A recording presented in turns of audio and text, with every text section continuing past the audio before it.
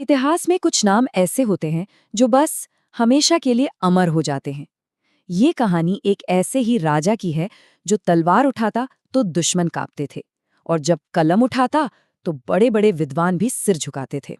जी हाँ, आज बात होगी परमार वंश के महाप्रतापी राजा भोज की। ये कहावत अरे हम सबने कभी ना कभी तो सुनी ही है। पर क्या इस कहावत के पीछे की जो असली कहानी है वो भी हम जानते हैं? आज हम इसी बड़े रहस्य से पर्दा उठाने वाले हैं।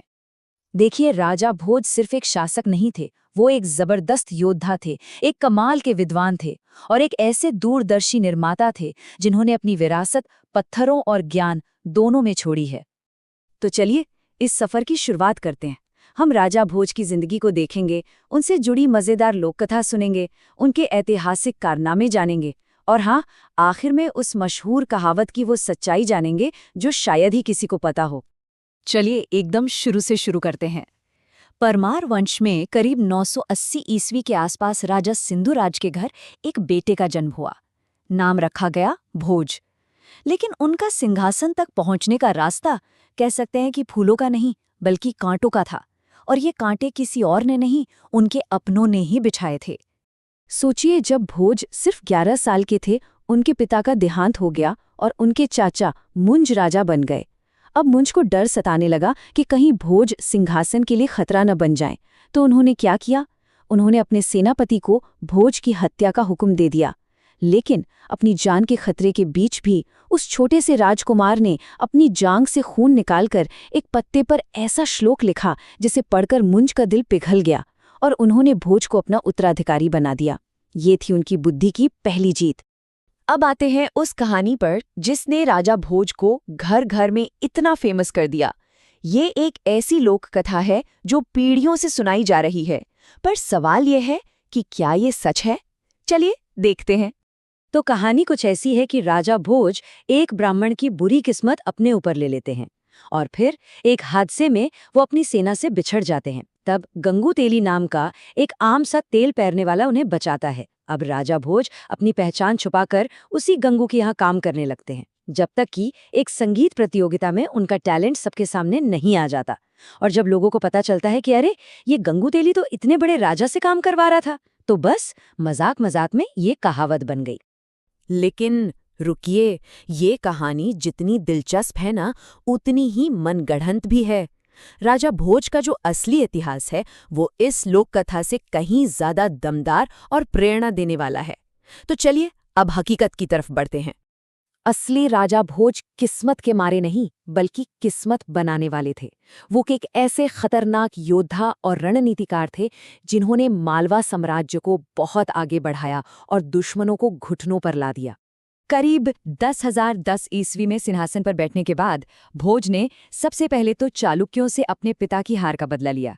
फिर जब 1025 में महमूद गजनवी ने सोमनाथ मंदिर लूटा, तो राजा भोज ने उसकी सेना को ऐसा घेरा कि गजनवी को सीधे रास्ते के बजाय मुश्किल रेगिस्तानी रास्ते से भागना पड़ा। और 1034 में उन्होंने राजा सुहेलदेव के साथ मिलकर बहराइच की लड़ाई में गजनवी के सेनापति सालार मसूद की पूरी सेना का सफाया कर दिया। ये था उनकी फौजी ताकत का सबूत। पर राजा भोज की महानता सिर्फ जंग के मैदान तक ही नहीं थी, वो ज्ञान और निर्माण के भी बहुत बड़े संरक्षक थे। उनकी बनाई हुई इमारतें और लिखे हुए ग्रंथ आज भी हमें हैरान कर देते हैं।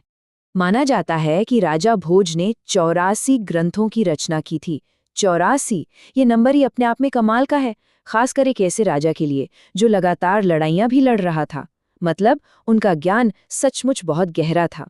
उनके सबसे मशहूर ग्रंथों में से एक है सम्रांगण सूत्रधार। ये आर्किटेक्चर, सिटी प्लानिंग और यहाँ तक कि रोबोट्स जैसे मैकेनिकल डिवाइस पर एक तरह की इंसाइक्लोपीडिया है। फिर युक्ति कल्पतरु है, जो पॉलिटिक्स और राज करने की कला पर एक गहरा ग्रंथ है। इससे पता चलता है कि उनका ज्ञान कितना फैला हुआ था। और उनका ये ज्ञान सिर्फ किताबों में नहीं था, बल्कि जमीन पर भी उतरा। भोजपुर का वो विशाल शिव मंदिर और भोपाल की मशहूर भोजताल झील, जिसे आज हम अपर लेक कहते हैं, ये सब उनकी इंजीनियरिंग और विजन के जीते जागते सबूत हैं। उन्होंने तो अपनी राजधानी धार को ज्ञान और संस्कृति का एक बड़ा सेंटर बना दिया था। तो अब वापस आते हैं उसी सवाल पर जहां से हमने ये सफर शुरू किया था। अगर गंगू तेली की कहानी बस एक कहानी है, तो फिर इस मशहूर कहावत का असली मतलब क्या है? चलिए इस पहेली को सुलझाते हैं। देखिए, लोक कथा के हिसाब से गंगू तेली एक मामूली छोटा मोटा आदमी है जिसकी तुलना महान राजा भोज से की जाती है, और यही मतलब हम आज भी इस्तेमाल करते हैं। लेकिन असली कहानी तो कुछ और ही है। इतिहासकारों के मुताबिक गंगू तेली असल में गांगेय तलंग का बिगड़ा हुआ रूप है, और ये नाम उस वक्त के 2 और ताकतवर राजाओं के थे, राजा गांगेय देव और राजा तैलंग। तो इस कहावत का असली मतलब ये था कि राजा भोज इतने महान हैं कि उनके सामने गांगे देव और तैलंग जैसे ताकतवर राजा भी कुछ नहीं हैं।